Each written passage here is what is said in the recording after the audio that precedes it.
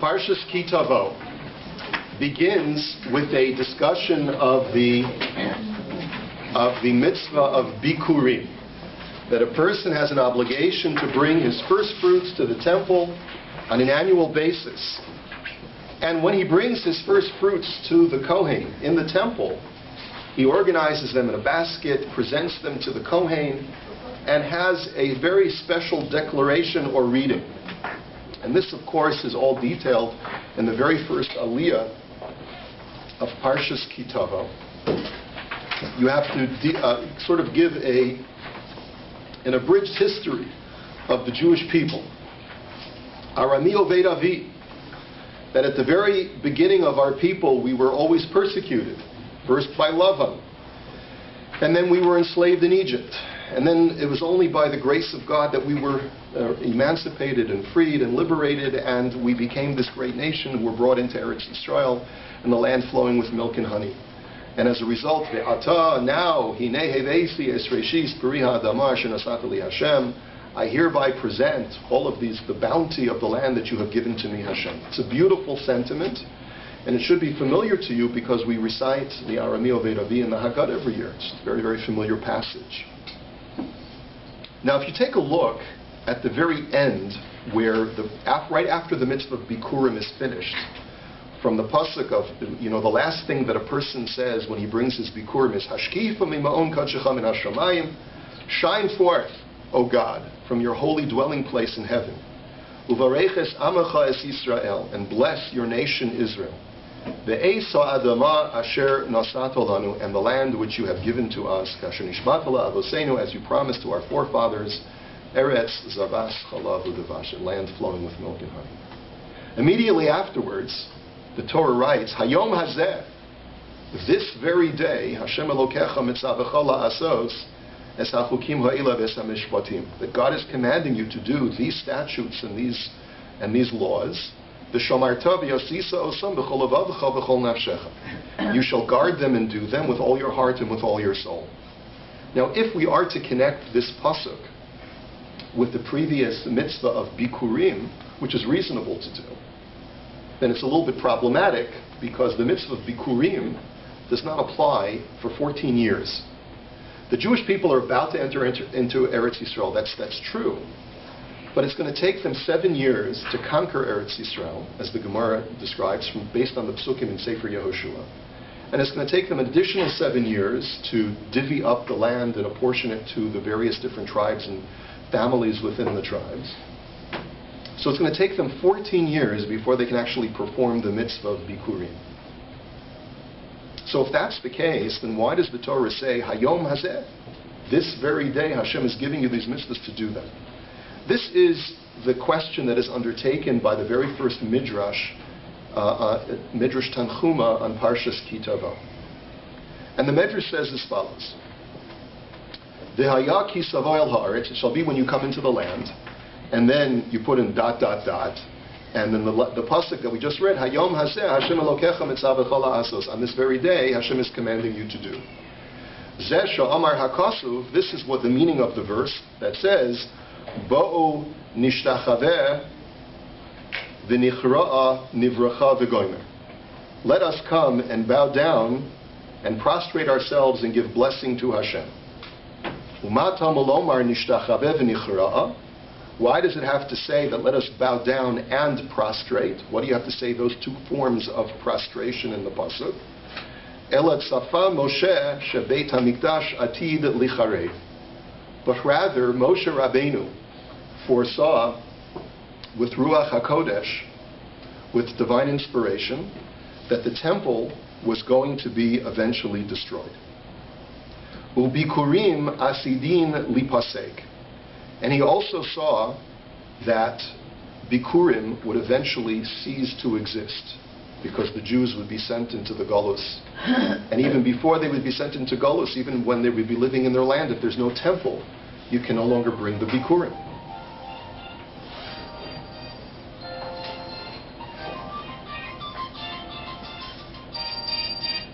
So what did he do? Amad v'hiskin lahem liYisrael. So he went ahead and he instituted for the Jewish people on that very day sheyehu mispalalim shalosh pe'amim b'chol yom. He made a takana, Moshe Rabbeinu, that the Jewish people should daven 3 times a day. Shechaviva tefillah lifnei HaKadosh Baruch Hu mimeya ma'as tov. That prayer is more beloved to Hashem more than 100 good deeds. That's what the Midrash says. And so it seems like the Midrash is answering the question, why does the Pasuk in Tehillim say that we shall bow and we shall prostrate? It means that what Moshe Rabbeinu was instituting were 2 things on the day that he gave us the Bikkurim. Number 1, he gave us the mitzvah of the hishtachavisa, of bowing down when we bring our first fruits. And he also gave us the mitzvah of bowing down in a different way, of bowing down in prayer. So the Medrash is telling us something truly amazing. That when Moshe Rabbeinu said, Hayom Hazeh, today I'm giving you a mitzvah, it wasn't the mitzvah of Bikkurim. The mitzvah of Bikkurim you won't be able to do for 14 years from now. Until 14 years from now. But the mitzvah that you can do right now is to daven 3 times a day. Because I know that one day you won't be able to bring Bikkurim anymore. And the only thing that you'll be able to do is prayer. And therefore, I'm giving you that today. So that you'll have that on a permanent basis, even when there's no temple. Okay? Now, yes? Why does the Midrash add why is that necessary to add that? It's a hard thing to understand. It is a little bit hard to understand. And it doesn't necessarily mean that prayer is better than good deeds. What the Midrash says is shechaviva, it is precious to Hashem. And that's a little bit different from saying that it's better. The reason why it's precious to Hashem is because you can pray even when you can't do anything else. In other words, Maasim Tovim require that I have to have resources in order to do Maasim Tovim. In order to feed the needy, I have to have food. In order to visit the sick, I have to have a sick person, and I have to have the wherewithal to get to the sick person. In order to do any kind of good deed in this world, I need resources. I need physical assets. And tefillah doesn't require any of those. And I think that that's the context where you find this statement. So when it says chaviva, it's a very good point. When it says chaviva, it doesn't mean that God prefers prayer over Maasim Tovim. It just means that God has a certain affinity towards tefillah because it doesn't have any of the trappings or the liabilities that go along with Maasim Tovim, where you need things outside of yourself in order to be able to do it. Okay? So I have a number. This medrash is very problematic for a number of different reasons. But first and foremost, it seems to contradict a very basic teaching which we just had in the Daf Yomi, in Maseches Brachos, which is that when the rabbis instituted prayer, they said tefillah keneged tamidim tiknu. They said that they instituted prayer to correspond to the korban tamid, to the sacrifices that were brought daily in the Beis Hamikdash. This midrash implies that the tefillos that we say 3 times a day correspond to the bikurim, to the first fruits, and they don't correspond to the sacrifices. So which one is it? Now, the Gemara is quite comprehensive in explaining why you need 3 prayers a day if they correspond to the sacrifices, to the Korbanos. Because there were 2 daily communal sacrifices brought. They were both known as the Korban Tamid, the daily eternal sacrifice. One was brought in the morning, and one was brought in the afternoon. So that corresponds to Shacharis and Mincha. Then you had an evening evening prayer. What does that correspond to? Mariv. What does that correspond to? That corresponds to the remaining entrails and animal parts that are still burning on the altar that they would allow to burn the entire evening. And that's why we have a tefillah called Mariv. And originally, you should know that originally Chazal say that Mariv, because it didn't correspond to an actual korban, but rather the remnants of the Korbanos of the day burning throughout the night, originally Mariv was an optional prayer. It was not obligatory.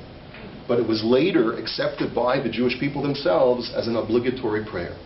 But this has a very important ramification to women, because Ma'ariv was originally an optional prayer, never accepted upon themselves to daven Ma'ariv. Only the men did. And as a result, whereas there's an obligation for women to daven Shacharis and Mincha every day, women generally do not daven Ma'ariv on a daily basis. Yes? So the question that I have is, which one is it? The Midrash Tanchuma seems to imply that tefillah corresponds, or Moshe instituted tefillah for the purposes of being a surrogate for Bikkurim, for the first fruits, whereas the Gemara seems to say that tefillah is a surrogate for the Korbanos. And I want to ask you one more question, then we'll answer everything. The question is, why is it that only when I bring my first fruits to the temple do I have to give this whole soliloquy before the Kohen of Arami Oved Avi, that God brought us out of these very wretched and humble origins of a people and made us this great and mighty people that we are today. And here I am bringing my first fruits to the temple. You know, there are plenty of offerings and tithes that we need to bring to the temple. For example, the first fruits is not the only first that I have to bring to God. Every firstborn animal of my cattle and my sheep, I also have to dedicate as a sacrifice to Hashem. I have to bring it to the temple and offer it as a korban. But when I bring my firstborn calf or my firstborn lamb to the temple, I don't have to do this kind of reading of Arami Oved Avi, that God, I acknowledge that you have given to me my firstborn animals. It's only with my produce do I have an obligation to do this. Why is that? So I'm going to use these two questions to answer each other. And I want us to understand and appreciate that there are multiple components to prayer. And I don't believe that the Tanchuma is contradicting the Bavli, the Talmud, that I quoted for you, but they're actually addressing two different parts of prayer. We just saw in the Daf Yomi, it just happens to be today, we saw in the Daf Yomi, which is source number 3. Amar Rabbi Chanina. Rabbi Chanina says that there are 3 parts to the Shemona Esrei. There are 3 parts to the silent Amida. The first part is, which is the first 3 blessings, Dome le'eved shemesader shevach lifnei rabbo, is like a servant who starts to praise his master because he needs to appear appropriately before the king, before HaKadosh Baruch Hu, before asking what he needs. Emtsa'iyos, the middle part of the Amida, which is the 13 blessings where we specifically petition God for specific blessings in life that we feel that we need, such as a refuah shalema, we need a parnasa in barech aleinu, we need a Yeshua, we need a redemption, we need an ingathering of the exiles, and so forth. Doma le'eved shemevakesh pras me'rabo. That section is like a servant who is asking for a prize, for a pras. He's asking for a gift from his master. And achronos, the last part of the Amida, where you start saying modim, when you give praise to Hashem and thanking Hashem, is doma le'eved shekibel pras me'rabo v'niftar b'holechlo, is you should imagine yourself as a servant who has already received the gift from his master, and now you take your leave with great gratitude and thanks. And if we think about these multiple parts of the Amida, then perhaps when we talk about the difference between Korbanos and Bikkurim, the definition would be as follows. The purpose of a korban is to imagine yourself as the animal. As we know, the Ramban writes very clearly at the beginning of Sefer Vayikra, he says the purpose of a korban is the animal is your surrogate. You are offering yourself up to Hashem. You are trying to create a devekus experience, an experience of conjunction with Hashem, by offering this animal, which is really myself. I'm placing myself on the altar before you, God, and offering myself up to you as a form of divine service, as a form of praising you, God, as a form of offering whatever I can of myself up to you, and to show you how much I love you and I respect you and I want to be part of you. That, I think, corresponds to the first three blessings of the Shemona Esrei. And that's what Chazal meant in the Gemara when they said that Tefilos Keneged Tamidim Tiknu, that our sages instituted the Shemona Esrei to correspond to the daily offering. But the last part of the Shemona Esrei, which is the Modim, where we give you thanks, Hashem, that corresponds to the Bikkurim. Because the purpose of the Bikkurim is not to take a pomegranate and say, I'm the pomegranate. You don't do that. The pomegranate is not your surrogate. The pomegranate represents the bounty which HaKadosh Baruch Hu, the gifts of life, which Hashem has given you. It's a surrogate not for you, but rather the blessings that you have in life. And therefore, when you bring that to HaKadosh Baruch Hu, Hashem says, express that thankfulness, express that gratitude that you have towards HaKadosh Baruch Hu. That's the reason why when we bring Bikurim to Hashem, we have this recital that we have to make. It's an expression of gratitude. When we bring a korban, no recital is necessary because we're offering ourselves up on the altar before Hashem. So, as we contemplate the difference between the Bikurim and the Korbanos, and we approach the Yomim Noraim, we have to remember that there are two components to prayer. There's the korban aspect of prayer, which is to try as much as we can to connect with Hashem and offer ourselves up to Hashem. And the Bikurim aspect of prayer, which is to show our gratitude. We have to, on the one hand, offer our words up to Hashem as surrogates for Korbanos, but we also have to offer our words up to Hashem as surrogates of the Bikurim, not just humbly submitting ourselves to God, but just with a smile on our face, just really lingering on Modim and thinking about all the gifts that we have in life. That in itself is such an important thing to do, especially on Rosh Hashanah. When we want to declare Hashem our King, one of the greatest things that you can do to your King is to express your gratitude to Him. To think about, just take a moment before you bow down at Modim and think about all of the blessings that you have in life. And that's one of the most powerful ways to make Hashem our King during these Yom Noraim. Have a great day, everybody.